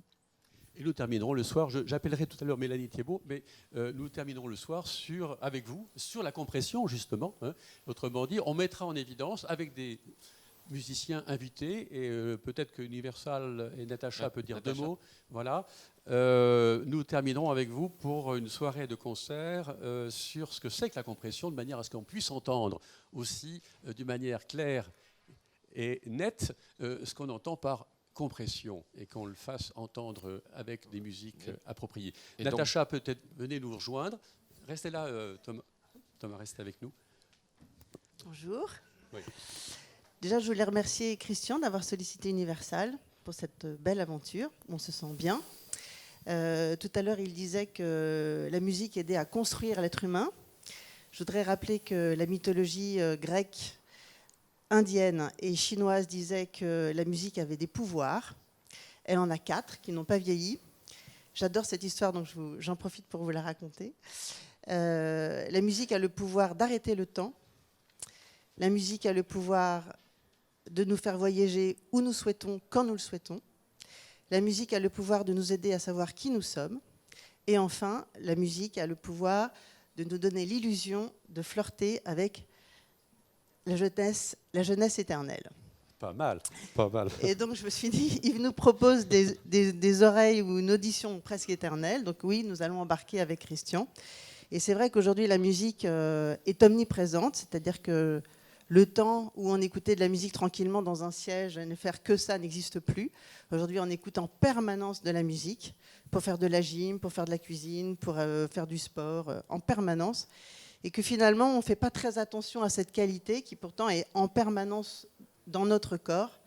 Donc il faut faire attention à ça. On va essayer donc à la soirée de clôture pardon, de cette cérémonie. On ne ferme pas, on clôt, oui. Quoi ? On s'ouvre. On s'ouvre. De vous montrer avec des artistes, effectivement, la différence entre un concert compressé, naturel, enfin après je ne sais pas comment vous allez l'appeler, mais de vous montrer, de faire une vraie démonstration pour à la fois sentir, entendre et donc du coup comprendre de quoi on parle concrètement. Et puis après, avec Christian, on a le projet un peu fou de créer un label de qualité qui serait après apposé sur des supports. Donc voilà, il faut qu'on travaille là-dessus, mais ça permettrait après de concrètement déjà éduquer les gens et puis les rendre attentifs. Et puis j'espère qu'après les plateformes, etc., embarqueront. On se donnera une année pour travailler avec l'UNESCO justement pour monter un comité scientifique pour développer justement un label de qualité qui sera mis non seulement sur les albums mais également sur les radios et sur les médias. C'est important qu'on aille jusque-là. J'appelle Mélanie Thiebaud qui est aussi avec nous ce matin pour nous parler de la belle matinée d'expression sonore et de contact avec la réalité de ce que c'est que le son musical. Restez avec nous, restez vous tous les trois. Oui, parce que je vais parler de vous justement, parce que j'officie au Châtelet, c'est un grand bonheur. Alors Mélanie, chef d'orchestre, chef de FE. Voilà. Oui, je l'ai enlevé, on m'a dit il ne faut pas l'enlever. Donc 2 FE, ok. Donc merci de nous accueillir au Châtelet. Donc je suis triplement, quadruplement heureuse de ce moment au Châtelet. D'abord parce que Thomas Loriot-Di-Prévost est sans doute très humble en tant que directeur de cette grande salle. Vous avez une des grandes salles, les belles salles et des plus belles acoustiques de France. Je confirme. Voilà, et c'est pour ça qu'on est heureux d'être là, parce qu'on va pouvoir vraiment la mettre en valeur. Ça, c'est le premier bonheur. Le deuxième bonheur, c'est d'être en scène avec Christian. Et je suis heureuse de présenter ce concert, parce qu'il ne vous aurait jamais dit ce que j'ai à vous dire. Christian sur scène, il faut le voir, c'est du stand-up. C'est un one-man show. Et quand il dit écoutez pour voir, vous allez voir les décibels, vous allez voir les harmoniques se balader dans l'espace. Et ça, c'est absolument magnifique. Être sur scène avec lui, c'est un bonheur formidable. Ensuite, c'est quand même mon nouvel orchestre, le groupe orchestral Le Paradoxe, qui a été créé à la Philharmonie le 7 novembre dernier, donc c'est tout frais, pour l'insertion professionnelle donc de jeunes qui sortent du CNSM, de Paris, de Lyon, de la Royal Academy, de Londres, Haute École de Genève, et surtout on a un partenariat avec le Pôle Sud 93, qui décide de faire une insertion professionnelle par la musique du XXe siècle et du XXIe siècle. C'est assez rare parce que justement, ils travaillent des concertos comme des fous, mais ils n'abordent pas assez cette musique-là. Donc on le fait tous ensemble. Ça aussi, ils sont ravis de rencontrer Christian.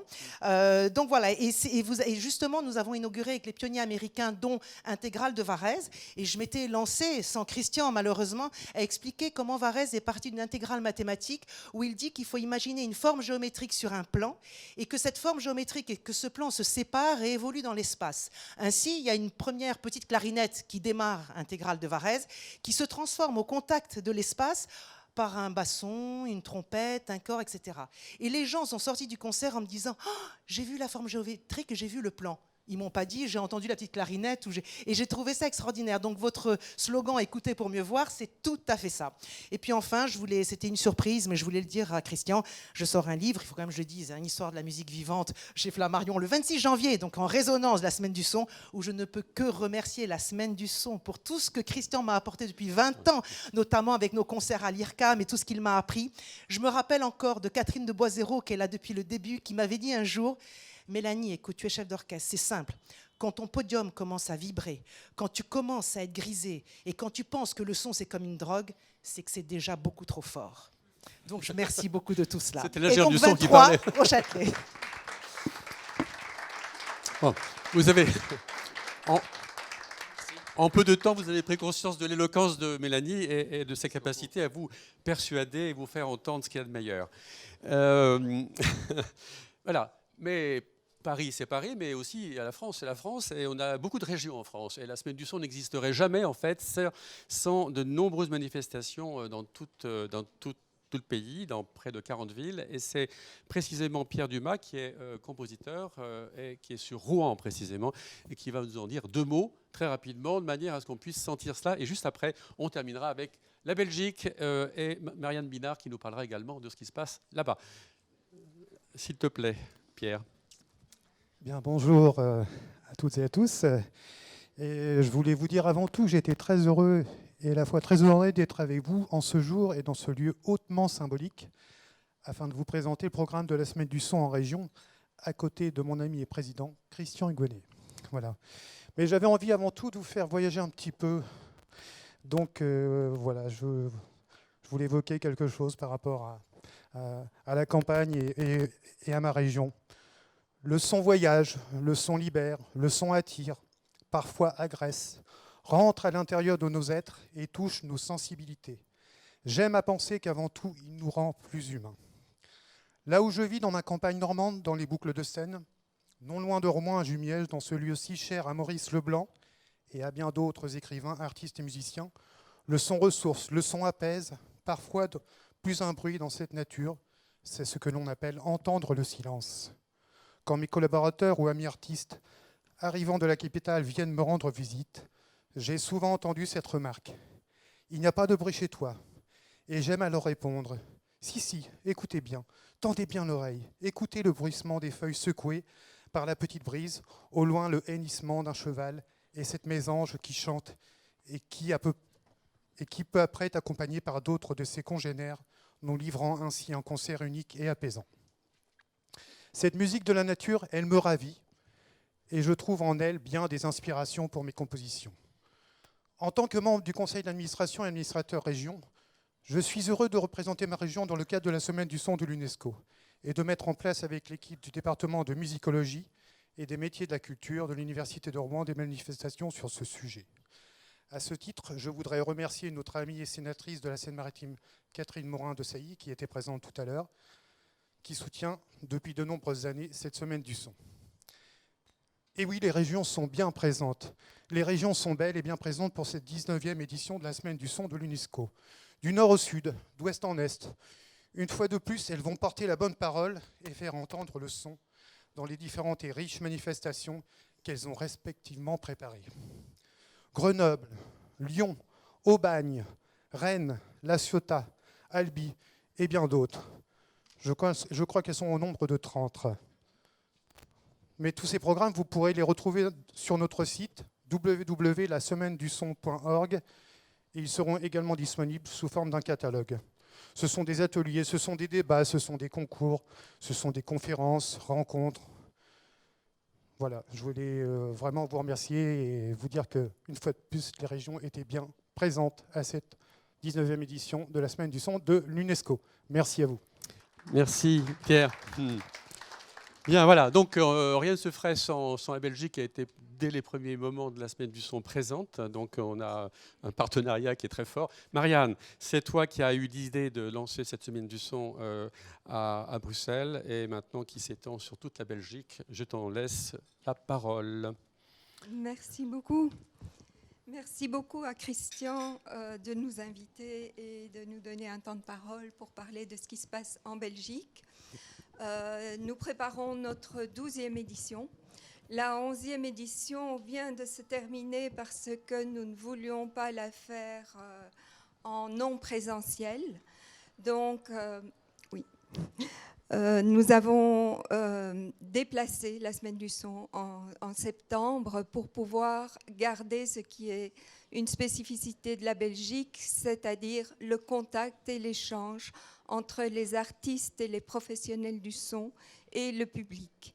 Nous tenons vraiment à ce que ça se passe à tous les niveaux, que ce soit par des ateliers découvertes, que ce soit par des rencontres lors des concerts, des questions-réponses après les concerts.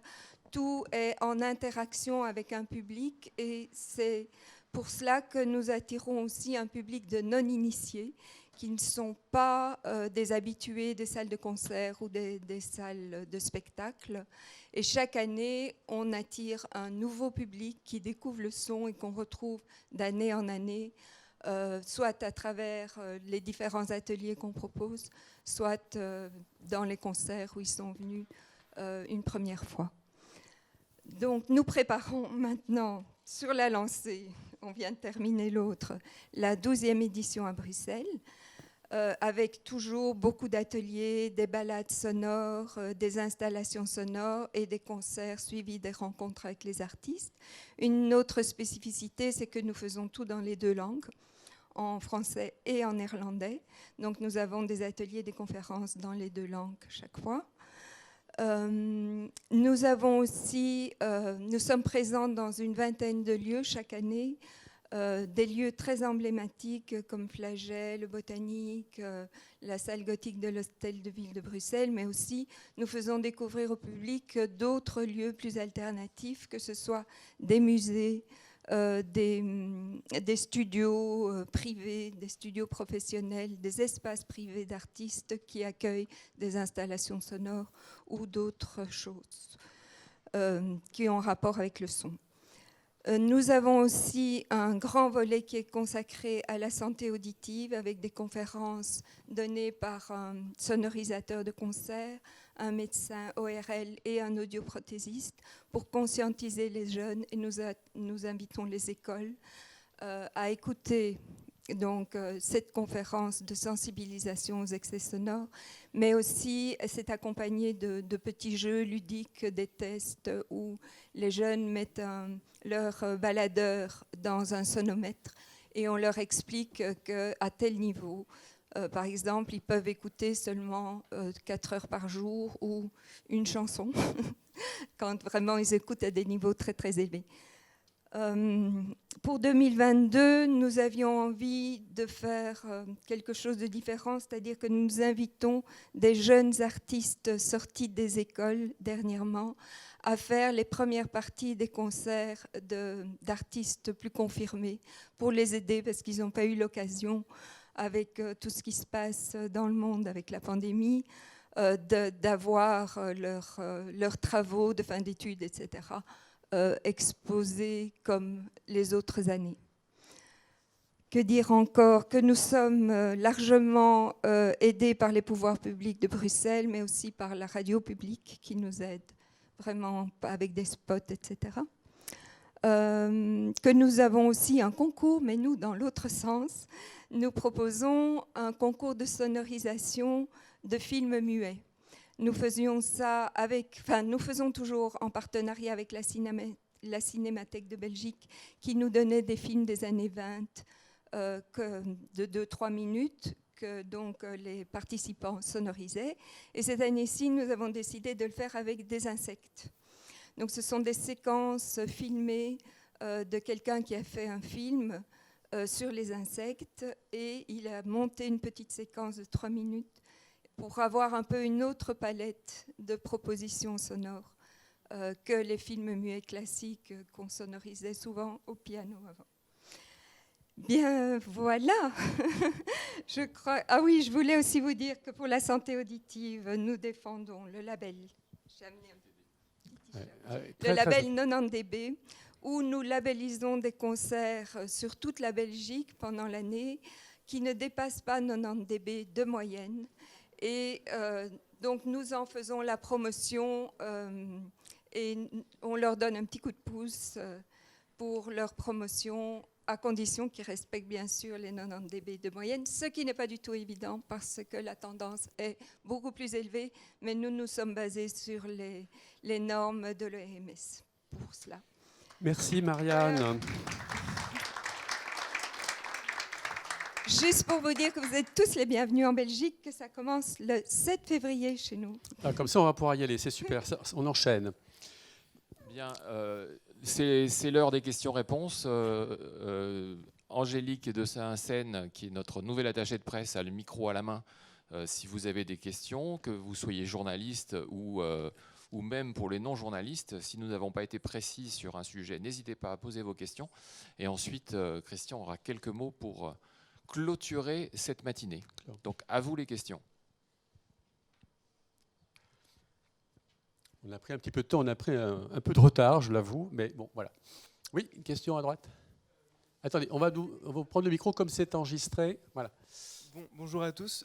Vous considérez du coup la compression auditive, mais je voulais savoir s'il y avait des mesures aussi qui étaient prises concernant la compression de données dans l'audio, concernant notamment la norme MP3 ou les choses comme ça, qui sont aussi des problématiques qui, je pense, sont importantes et dommageables pour le son. Voilà. Excellente question. Excellente question. Non, on a démarré sur la compression de dynamique sonore, hein, donc uniquement, on travaille uniquement sur ce secteur-là, mais bien évidemment, en ce qui concerne la réduction de débit, ce à quoi vous faites allusion, donc une information sur 12, évidemment, qui est transmise à l'auditeur. Bon, on n'y a pas travaillé encore. Il se pourrait bien qu'on puisse y travailler, mais on devait d'abord s'attaquer à ce qui avait de plus catastrophique, et on est en train de le démontrer de manière officielle. D'année en année, les journalistes nous demandaient « mais pourquoi est-ce que vous avez des raisons, en tout cas des raisons pour penser que la compression de dynamique sonore, la compression du son pouvait avoir des conséquences sur l'audition ?» On n'avait pas cette réponse-là. Maintenant, on l'a, donc on est quelque part, en tout cas, sur des choses extrêmement tangibles, des notions tangibles. C'est une première mondiale, hein, c'est important. Hein. Et demain, probablement qu'on s'intéressera, oui, à la réduction de débit. Cela dit, il se trouve qu'aujourd'hui, la plupart les débits sont en train d'augmenter terriblement avec des capacités qui sont de plus en plus importantes. On le voit bien aujourd'hui. Donc peut-être que le MP3 va peut-être un jour disparaître. C'est ce que nous espérons tous, car il y a bien dans le MP3 aussi un problème sérieux. Nous en sommes bien conscients.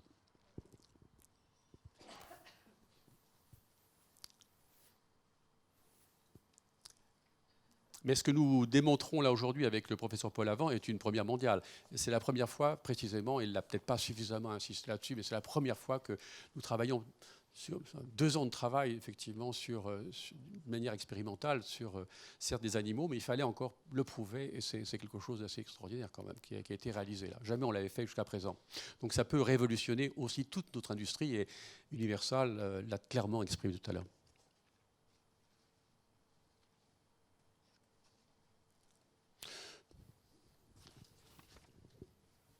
Oui, une question là-bas. Oui, je veux... Merci cher Christian, merci à tous. Juste, je travaille au réseau des écoles associées et je voulais juste savoir, est-ce qu'il y aurait tous ces échanges, ces pratiques, expériences qui ont été présentées aujourd'hui sur votre site pour qu'on puisse en bénéficier et les partager également?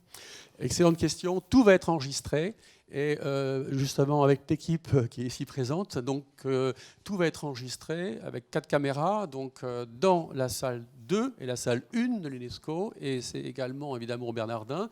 Donc tout ça va être diffusé sur la web TV de la Semaine du Son, donc rien ne va vous échapper. Hein. Donc nous serons à la fois en présentiel et à la fois en distanciel. Donc aucun souci, tout va être enregistré et les discussions seront enregistrées également. Je me demande aussi, j'ai l'impression qu'un autre problème dans l'écoute du son serait la mauvaise pratique au niveau des enceintes ou des lecteurs MP3 ou des moyens vraiment de reproduction acoustique du son. Et je me demande s'il y a des questions ou s'il y a des conférences pour sensibiliser aussi à ces problématiques-là, qui sont aussi importantes que toutes celles que vous avez évoquées. Vous n'avez que des bonnes questions, monsieur. Merci, monsieur. C'est extraordinaire. Donc, on peut y répondre en plus. C'est-à-dire que j'en ai même pas parlé, mais nous avons décidé également de demander aux audioprothésistes d'être les référents au niveau régional, tout cela avec l'Association des maires de France.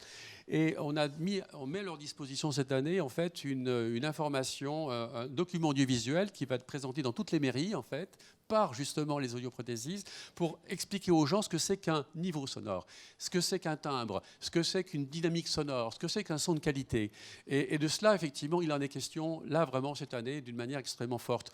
C'est effectivement, quelque part, quelque chose qui devrait être dit, effectivement, par l'éducation nationale, mais bon, voilà, on le fait. On le fait parce qu'il faut le faire. Parce que lorsqu'on parle aux gens, et on leur demande effectivement ce que c'est qu'un niveau sonore, les gens ne savent pas ce que c'est.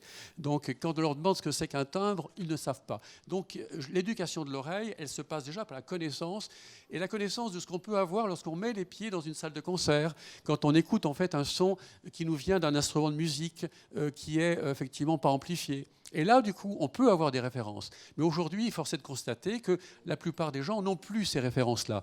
Donc, quand on entend une clarinette pour la première fois de sa vie à travers la manipulation de l'ingénieur du son, compressé, et puis bien d'autres facteurs liés au timbre, on n'est plus sur une clarinette véritablement. On est sur une pseudo-clarinette. Et donc, il est important de revenir sur ces termes-là, et vous avez parfaitement raison, on y travaille, voilà, à travers cette action menée au niveau national. Nous avons aussi, avec Ibrahim Malouf, décidé également l'année prochaine, on avait déjà décidé cette année, mais avec le Covid, ça a été compliqué, de relancer la pratique orchestrale des adultes, également amateurs, chose qui n'existe pas en France, ou très peu. Donc il n'y a aucune raison pour qu'on amène les gens, les jeunes enfants à s'exprimer musicalement et que les adultes ne le soient pas, ne soient pas là-dedans. Donc là aussi, on va essayer avec l'AMF, l'Association des maires de France, de relancer la pratique musicale amateur au niveau des adultes qui deviendront des référents pour leurs enfants. Et que peut-être l'instrument de musique qui a été remis à sa place, c'est-à-dire dans l'étui à l'âge de 15-16 ans, puisse en ressortir enfin quand on a 32 ou 35 ou 40 ans. Oui. Oui, donc Élise Tassin de Saint-Gobain Ecofond, heureux partenaire de la Semaine du Son. Je ne sais pas citer, excusez-moi. Non, je vous en prie, non, aucun problème. C'était pour juste cet été, l'ADEME a communiqué sur le coût social du son, 147 milliards d'euros. Est-ce qu'il vous semble que depuis cette communication, il y a un intérêt plus fort des pouvoirs publics et de la presse sur cette problématique du son et de son coût social? Merci beaucoup. Eh bien, écoutez, oui, la réponse, elle est toute simple. Je veux dire, j'avais une discussion avec Emmanuel Macron il y a 4 semaines de cela, qui est parfaitement au courant de cette problématique et qui me parle justement de la nuisance sonore, notamment urbaine, et pas que. Hein. Et si précisément, réponse dans quelques jours, hein, si précisément on a cette exposition internationale du son, ça veut dire que nos pouvoirs publics, ils sont sensibles et qu'ils ont compris justement l'impact catastrophique que cela peut avoir sur notre santé et sur notre bien-être. Oui, madame ? Merci. Moi, j'ai été vraiment impressionnée par cette étude sur les nuisances sonores. Vous avez appelé ça les compressions. Alors, je voulais savoir, ça va avoir un impact sur l'enseignement même du son dans les universités et puis dans les facultés de médecine. Je pense que la vulgarisation de cette étude me semble très, très, très importante. Ça va changer tout l'enseignement. Je ne sais pas qu'est-ce que vous comptez faire. Et par rapport à l'Afrique, est-ce que vous avez des relations avec nos instituts de son, de musique en Afrique? Merci. Alors, avec l'Afrique, nous avons 3 pays qui se lancent dans la semaine du son, qui organisent la semaine du son. Il y a le Mali, il y a la Guinée équatoriale et le Sénégal. Pour vous dire que la Côte d'Ivoire, il faut peut-être qu'on y aille, il faut qu'on y aille cette année. Mais précisément, ces gens sont conscients. Et pour répondre à votre question, la problématique de la compression, c'est celle que l'on entend sur France Inter tous les matins. Quand on écoute Inter, on entend effectivement un son qui est extrêmement tassé, qui est très compressé. Il suffit d'écouter la même chose sur France Culture et vous allez entendre effectivement la différence. Là où précisément vous avez ce qu'on appelle des micro-silences. Et ces micro-silences sont des éléments extrêmement importants pour donner à chacun effectivement la capacité de comprendre ce qu'on leur dit, ce qu'on lui dit. Donc le travail qui est réalisé aujourd'hui par le professeur Paul Avant est fondamental et les résultats que nous avons obtenus sont fondamentaux. Parce que tout simplement, notre manière d'entendre le monde aujourd'hui est compressée à souhait, partout, pas uniquement dans la musique, mais également dans la parole. Et cette manière, effectivement, de compresser le son de manière outrancière fait qu'on n'a plus ce micro-silence nécessaire à la réflexion, donc à l'intelligence. Donc c'est important, c'est un problème fondamental, c'est un problème de société, c'est un problème de politique. Donc on va loin. On n'est pas uniquement dans la dimension culturelle, mais nous sommes dans un problème effectivement de réflexion et donc de devenir et d'intelligence. Donc autant vous dire que là on touche de près un problème essentiel de notre relation à l'autre. Oui. Le micro ici. Ouais. Oui. Oui, oui. Julie, oui. C'est moi encore. Merci Oui. Julie Saito de École des associés à l'UNESCO. Comme en fait, l'UNESCO c'est vraiment c'est le Nations Unies qui pour moi vraiment promouvoir la culture, éducation. Ça c'est parmi les 5 secteurs. Et on souhaiterait vraiment savoir s'il y a un potentiel de bénéficier tous les partenariats ici.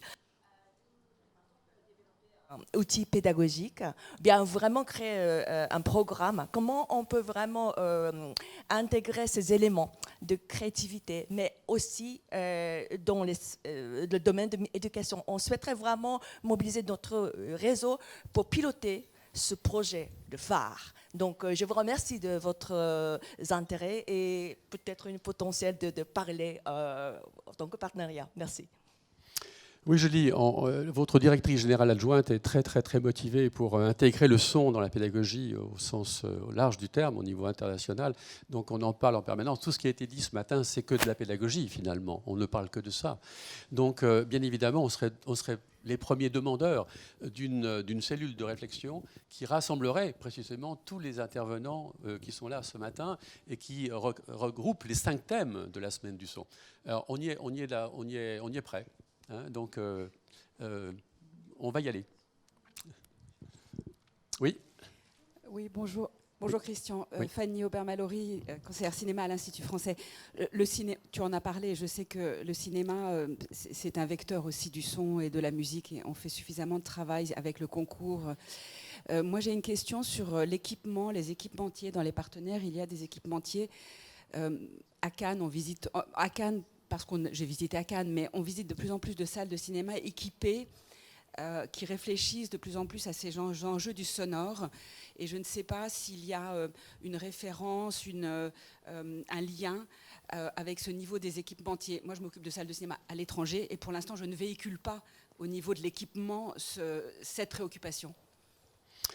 Non, c'est un problème essentiel. Moi, j'ai travaillé pour l'Institut français, notamment dans le cadre d'Europa Cinéma, par exemple, et j'ai formé précisément des projectionnistes, je veux dire, à la qualité du son de leur salle de cinéma. Je dois avouer que j'étais assez étonné. Ça se passait à Bucarest. Je suis allé également au Danemark également. C'est clair qu'ils ne savent pas. ils ne savent rien. Donc l'éducation à l'oreille n'existe pas pour des projectionnistes, ce qui est quand même assez extraordinaire. Encore une fois, nous sommes rétiniens à fond la caisse, comme on dit. On ne fait que regarder le monde, et précisément tout ce qui est en train de se mettre en place là autour de cette semaine du son qui se met en place dans une vingtaine de pays, et j'espère bien plus l'année prochaine et dans les années qui viennent, eh bien, va nous permettre d'y voir plus clair et d'avoir cette prise de conscience. Merci Fanny, et merci aussi pour l'Institut français d'être avec nous de manière aussi claire et aussi prégnante. Oui, une intervention. Oui, bonjour. Une petite réponse quand même aux salles de cinéma. Il se trouve que je m'occupe beaucoup du son depuis 40 ans et l'équipement des salles de cinéma, et qu'à l'occasion, si vous n'en a pas parlé ce matin parce qu'on avait déjà beaucoup à dire, mais comme vous le savez, en France, vous avez 2 800 000 aveugles pour une population de 67 millions d'habitants, que c'est des chiffres qu'on retrouve partout. Et que nous travaillons avec les malvoyants sur l'audiodescription, comme nous travaillons avec les sourds et malentendants sur le sous-titrage, et que pour ce qui concerne l'audiodescription, on a un vrai problème avec les salles de cinéma.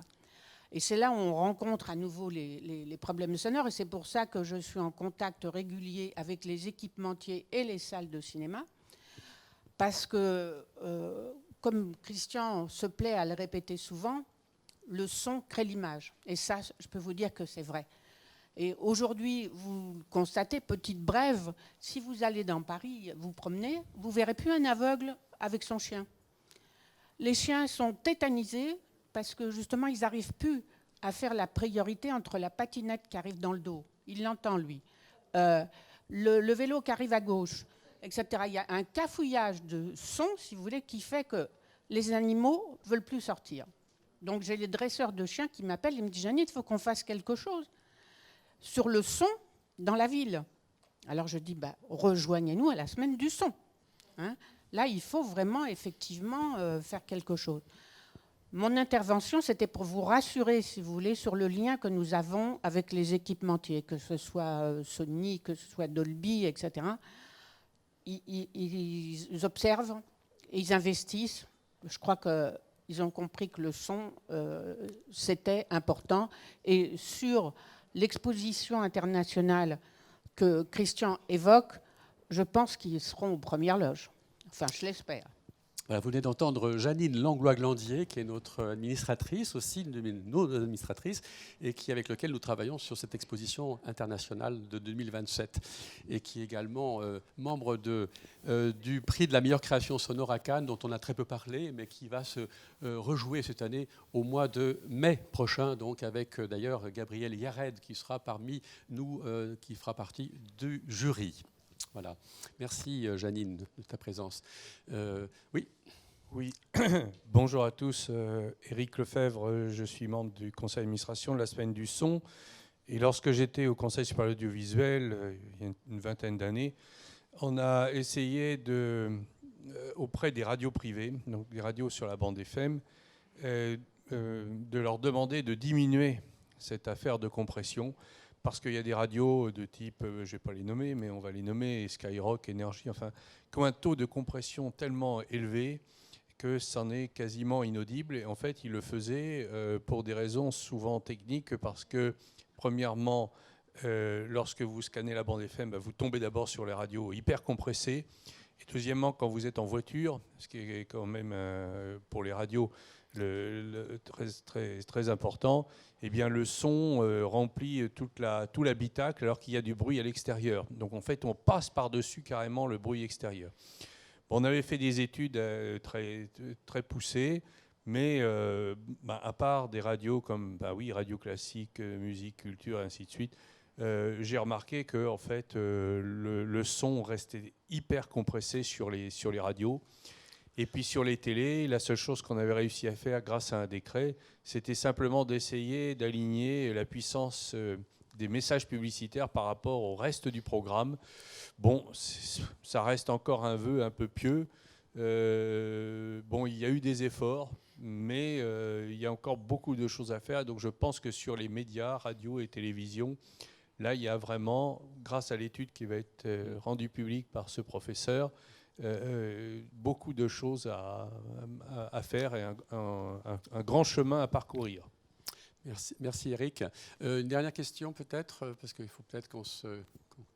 Allez-y. Oui. Ah.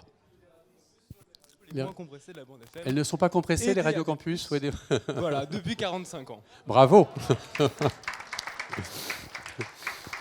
Bon, je remercie la Fondation pour l'audition aussi, d'Elioer qui est avec nous, son président. Je ne vous ai pas donné la parole, mais je vous remercie d'être avec nous. C'est avec aussi vous qu'on relance cette réflexion aussi, hein, indirectement. Pas rien qu'avec l'Institut de l'audition, mais aussi avec vous. Fondation de l'audition. Une dernière question, parce que vous êtes tous extrêmement, je dirais, motivés. Non ? Allez, une dernière question, oui. Et voilà. Bonjour, Fouad Beraou, je suis membre de la Semaine du Son. Enfin, c'était pour réagir sur ce qui vient d'être dit.